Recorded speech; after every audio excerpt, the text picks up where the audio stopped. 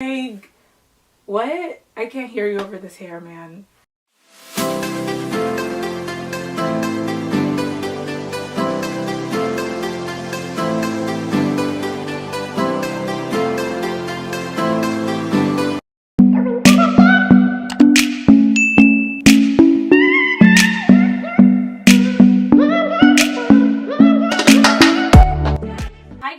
It's your girl Mel Mindy again, and welcome back to my channel.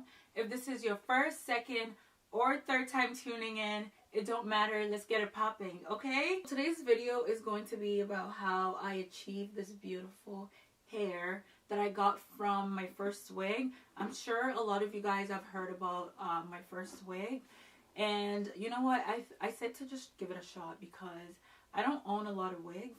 And it's a popular one, and I've heard a lot of good reviews about it, so I decided to try it out for myself.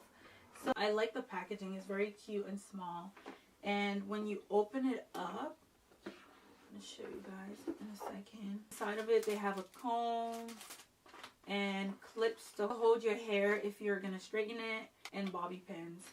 And there's also a wig cap. So in the box they also put this paper, which is basically the order information. I don't know if you guys can see. It's the order information. It just tells you what kind of hair texture, the length, and all that good stuff. So I'm going to read out the order information for this wig.